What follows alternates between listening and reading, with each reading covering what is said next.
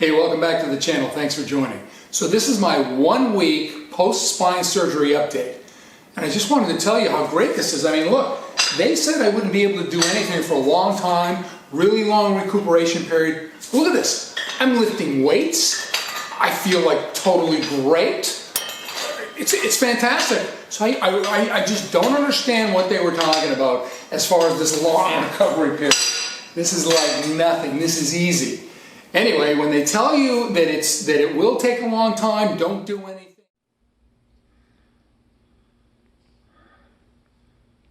Oh, it was a dream. This recovery is not as easy as I had hoped or dreamed about.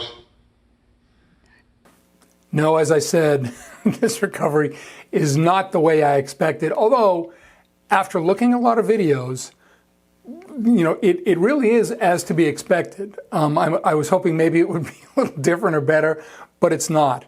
And one of the reasons I had kind of false expectations was that, you know, I had, this is about 1 week. Actually, it's 9 days. I started doing this at the 1 week mark, but I just wasn't feeling well enough to finish it. I had the surgery on the 9th of November, last Thursday.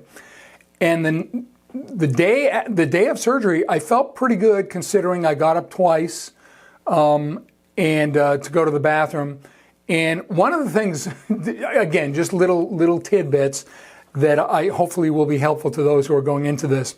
I was told I was going to have a catheter when I was under anesthesia, and then maybe even the first day when I got back to the recovery room.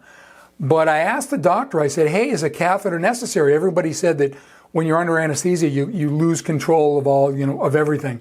Your muscles just go numb, you know, go dead. So that's why you need the catheter. But he said, no, you actually don't get incontinent. You stay continent while you're under.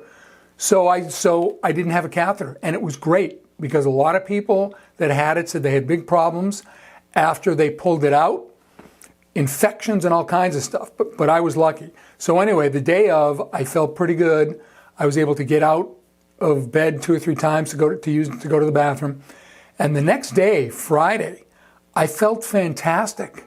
I mean, I was getting up out of bed. I was walking around the room. I was walking up and down the hallways, even without the walker. I mean, I actually had the walker with me, especially when I was outside of my room, because the nurses would get really upset if I didn't have it, especially seeing it was just the day after. But I had like almost no pain.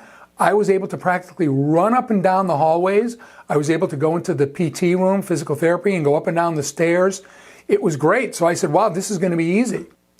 By the way, I just want to say something about being in a hospital, and this isn't just for spine surgery, this is for anything, is the nursing staff. Make sure that you or an advocate, somebody with you, is really paying attention to what the nurses are doing, especially when they give you drugs. Because some of the nurses were fantastic and some of them kind of had no clue. So it was a little bit scary. For instance, you know, when I was started having this spine problem, they wanted to try different things to see if they could, you know, before having to go to surgery, try different things to see if it would work. I had a whole bunch of epidural shots, and like 8 or 9, and of course they were less and less effective. But also at one point at the very beginning, so we're talking, you know, 3 years ago or so, 3-4 years ago, I had prednisone. I had a cycle of prednisone, a 10-day cycle, and it didn't really do that much either. But what happens is it stays in your active meds list. And there are some other medications that are still on my active meds list that I haven't taken for a long, long time, or maybe I just took for a short period of time.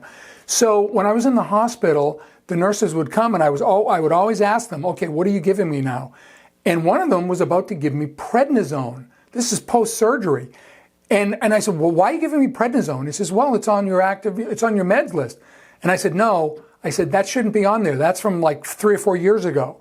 Don't give me prednisone. And oh, okay. And then the doctor came in and then he took it off the med list. But you got to be really careful. And also, when they come to give you meds, if there are certain meds you don't think you need. Oh, and one other time, here's another thing. Another time, a night nurse came in and she, again, just seemed a little clueless. And she said, okay, yeah, I'm here to give you your meds. And I said, well, what meds? I just had a bunch of meds like 3 hours ago. And sure enough, she was about to give me meds that the previous nurse had just given me. So I said, no, these should not be given now. So she said, oh. And she kind of went away for 10 or 15 minutes and came back. And then she said, okay, yeah, I don't have to give you those. But again, some of these nurses had no clue. And then after I had a really great night nurse one night, the morning nurse came in the other morning and I could hear them talking in the hallway. The night nurse was briefing the morning nurse. And the last thing I heard her say is, oh, no, don't worry, you'll be fine. That's not what I want to hear. That doesn't give me a lot of confidence. So again, you have to be on top of what's going on, especially when it comes to the meds you're being given, and or make sure you have an advocate with you that is watching that really closely.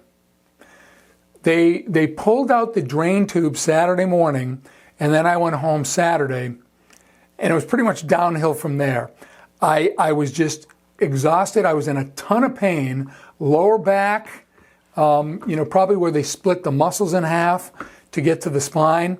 And it was just really painful. I had a hard time getting up out of my, I'm downstairs in the living room and we have this reclining couch, which is perfect. It's easy to get into and then it just goes back and forth, goes up and down. But, yeah, even getting up out of that was hard, and walking, I was like, like really, it was hard to walk. I had to use the walker, lean on it, and take just one step at a time. So it was not easy. And then Monday morning, I got up, and again, in the same condition, I could barely walk, but I was able to kind of walk into the kitchen, and I sat down on the counter and had breakfast. But then all of a sudden, I felt nauseous. I got dizzy. I passed out totally. Luckily, my wife was there, so I didn't fall over or anything. And I came to and I threw up all over the place. Kind of gross. When I say all over the place, I actually had a bowl to throw up in, so it didn't go all over the place, but I did throw up. And then, when that happens, you're done for the rest of the day. I just couldn't move. And then Tuesday through Thursday, same thing. I mean, I was very tired. I couldn't really walk around that much, but I got up as much as I could and just walked around the room and walked around the house with the walker, which I needed, just, a step at a time. And by the way, one of the reasons I might have been in such good shape, when I was in the hospital, they gave me Toradol, intravenous Toradol. And I think that's the thing that just, took all the pain away and made me feel fantastic. Also, when I was in the hospital, I was on intravenous antibiotics the first day and a half, and then they gave me pills, anti-nausea pills, and what else? Vitamins and some other painkillers as well. So when I go home, I have Oxy, which I'm not using as often as is prescribed. I'm using it less often. I'm on Tylenol. I had Tylenol in the hospital as well. I'm on a Flexerol, which is a muscle relaxer, and those are the main things. Yeah. So again, not as easy as I had hoped. I haven't been out of the house yet, so now it's been 9 days. I might try to go out this afternoon. A little better, but again, the lower back is hurting, and the hips. The past 2-3 days, my hips have been hurting too. So that's the deal. That's the sort of 1 week to 9 day update. At 1 week, I wasn't in as good shape as I am now. I'm a little better now. So hopefully things will continue to improve. They prescribed an electronic bone growth stimulator, which should be arriving tomorrow or Monday. So I'll be using that as well. The incision seems to be healing. It looks really bad. It looks kind of gross. It's all sort of dark, but that's probably scabbing. Dark, and there were kind of red marks around there's a clear piece of plastic waterproof tape. I'm sure it's not called tape, but whatever it is. And around that, maybe that kind of irritated the skin. But the incision itself it looks kind of bad, kind of gross. But it doesn't look infected. It's not oozing or anything like that. So I believe it's healing well.